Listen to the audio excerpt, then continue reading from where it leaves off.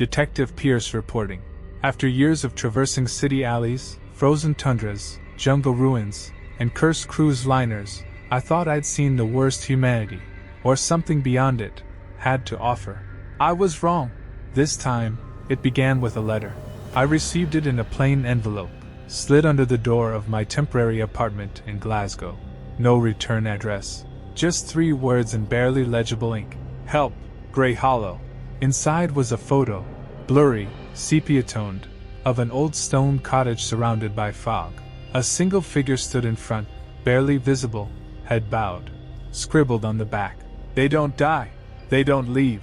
And now they've chosen me, Grey Hollow. It sounded like folklore, some forgotten hamlet tucked between crumbling hills and moorland mist. But when I traced it on a local map, I found something unsettling. There was no Grey Hollow on any current chart. Only an older survey from 1912 marked the village, buried at the base of the Cairngorms. Abandoned, it said, uninhabited for over a century. Yet someone was still there. I packed lightly, field journal, revolver, flashlight, voice recorder, and drove north until the roads turned to gravel and the radio turned to static. I had to hike the last 2 miles on foot through mist and bog. It was almost evening when I saw the first shape through the trees, a crumbling stone gate with an arch, carved letters so worn I could barely make out. Grey Hollow. The village was exactly as the photo had shown. Crooked cottages with moss-eaten roofs, a broken fountain, windless air, and silence, thick as wool. No birds, no insects, nothing. I felt it immediately, the wrongness. Something about this place rejected time. The first person I met was a woman, or at least, she looked like one. Pale, stiff movements. Her clothes, though clean, looked at least 100 years old. She greeted me in a whisper. "You're the detective, then?" I nodded slowly. "Father said you'd come." "Who's your father?" She didn't answer. She just turned and walked deeper into the village. I followed her, noting the details. Burned-out buildings that looked recently scorched. Wax puddles on stone steps.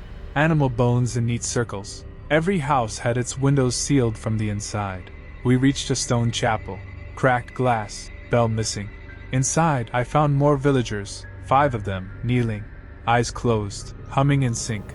The smell of iron hung in the air. I recorded everything. "Who lives here?" I asked. "No one lives in Grey Hollow," the woman said softly. "We are kept." "By what?" She finally looked at me, and her eyes were not right. Like the color had been drained. "The Hollow Father," she said. "And tonight is his feast." I've seen many things in my line of work, but something about Grey Hollow unsettled me more than any city crime or jungle ritual. This wasn't human evil. This was older, primal. A place that fed on those who wandered too far from the maps. And I had wandered in. I remained inside the chapel longer than I should have. The villagers, if they could be called that, stayed perfectly still, their soft humming pulsing like a heartbeat through the cracked stone walls. I studied their faces. Blank, not drugged, not hypnotized, something deeper, like their thoughts had been folded inward long ago. The pale woman, the one who'd brought me here, motioned for me to follow her again. This time, we crossed the village square, more like a clearing of lifeless dirt, and into what looked like an abandoned schoolhouse. The sign above the door read, "Grey Hollow School for the Unwanted." Inside, everything was preserved. Desks lined up, chalk still on the board. But there was no dust, no cobwebs. It was like it had been cleaned recently, obsessively, even though no child had likely stepped foot here in decades. "Why did you bring me here?" I asked. She didn't answer directly. She walked to the front of the room, opened a hidden panel in the floorboards, and pulled out a leather-bound book. She handed it to me. "Records," she whispered. "Proof." I examined it by the dim window light. Inside were lists, names, drawings, observations, ritual notes, years spanning back to 1831. At first, it looked like a village register, but as I read deeper, the entries changed in tone. Some pages were frantic, written in shaky, slanted handwriting. They spoke of offerings, of the reclaiming, of children going silent and never waking. One sentence was scrawled repeatedly across the margins of several pages. "He walks when the bells are silent." Outside, the chapel bells had begun to toll again. slowly, once every 30 seconds. I looked up at the belfry, but I had seen earlier, there were no bells there. I turned to ask the woman, but she was gone. Only the book remained in my hands. I stepped out of the schoolhouse and noticed the mist had thickened. The village now looked submerged beneath a pale sea of fog. The bells rang again, but this time closer, much closer. And then I saw him, a figure tall, too tall for any man, wrapped in cloth like funeral linen. No face, only darkness beneath the folds of hood and veil. He walked the narrow road toward the chapel. Each of his steps left a blackened imprint in the dirt, as though the ground itself recoiled from him. The humming inside the chapel ceased. The villagers began to scream. I ran. Instinct took over. I ducked behind a collapsed fence and turned on my recorder. Case log, July 30th. The Hollow Father is real. Entity manifests upon cessation of chapel bells. Tall humanoid shrouded. Induces extreme psychological distress in witnesses. Village may be site of generational cult activity. Possible paranormal nexus.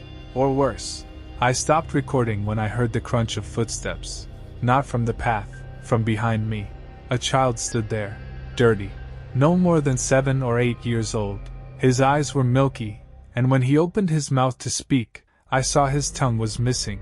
He handed me a torn page from the book. On it was a crude map of the village, and something marked as the spine in the forest to the north. Is that where he comes from? I asked. The boy said nothing, just pointed toward the tree line, and behind us, the bells tolled again. I didn't sleep that night. I stayed hidden beneath the schoolhouse crawlspace, clutching the leather book and my revolver. Around midnight, I heard voices chanting again, the same low-frequency hum. When the bells stopped, so did the voices. Then came the dragging sound, wet, heavy, and the smell of burned hair. I waited until dawn, or at least until the mist lightened. The village was empty. No more villagers, no more child. Just blackened footprints leading from the chapel and into the woods. Toward the spine. I made my decision. I would go there. End this. Or at the very least, find out what kind of force held this village in its grip. The Hollow Father walked here. But I wasn't ready to run. Not yet. I followed the map through the woods behind the village. The forest was dead quiet. No birdsong. No whine through the trees. Just the soft crack of my boots on frostbitten roots and the distant, pulsing echo of those damn chapel bells, still ringing somewhere behind me, though there were no bells. The page the boy gave me marked this place. The spine. It wasn't a place on any topographic map. It wasn't even a structure. It was a formation of trees, lined like vertebrae, arching upward along a ridge. Trees twisted unnaturally. Some split open as if something had pushed its way out from within. Bark peeled in spirals, sap like blood. In the center stood a stone altar, cracked, weathered, fresh symbols painted in ochre. Someone had been here recently, or something. I examined the ground, boot prints, human, adult-sized, and drag marks, long, parallel grooves in the dirt, like something had been pulled toward the altar. There were remnants of wax, burned herbs, bones. A symbol carved into the stone caught my eye. A spiral pierced by a vertical line. The same motif repeated in the journal from the schoolhouse. In older pages, it was labeled, "The Gate Below." It wasn't just a cult. It was an entire system of belief, passed down generations. These people weren't simply worshipping the Hollow Father.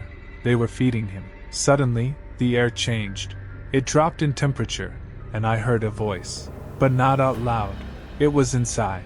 "He sees you, stranger. You entered uninvited. You will take the offering's place." The mist around the altar began to pulse like breath. Out of instinct, or desperation, I pulled the journal from my coat, the symbols, the notes. There had to be something in here. There was. A ritual. A severance.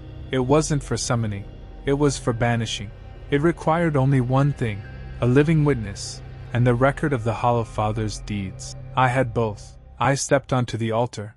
The forest was closing in, not the trees, but the air between them, folding in, suffocating. I read the incantation as best I could from the faded script. I felt my throat tighten, my hands blistered. The very ink on the journal began to smear, like it was resisting. Then the scream. Not human, not animal. something old and wrong, echoing from beneath the forest floor. The trees split. The spiral symbol beneath me cracked open, revealing a pit, lined with teeth, not stone. And from it rose the hollow father. But I was ready. I struck a match. It wasn't much, just a flame over the open journal, but it was enough.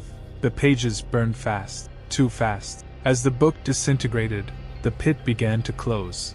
The figure shrieked again, not in pain, but in rage, in loss. The mist sucked inward, collapsing like a lung. And then it was over. The trees stood still again. The altar crumbled, and the bells finally stopped.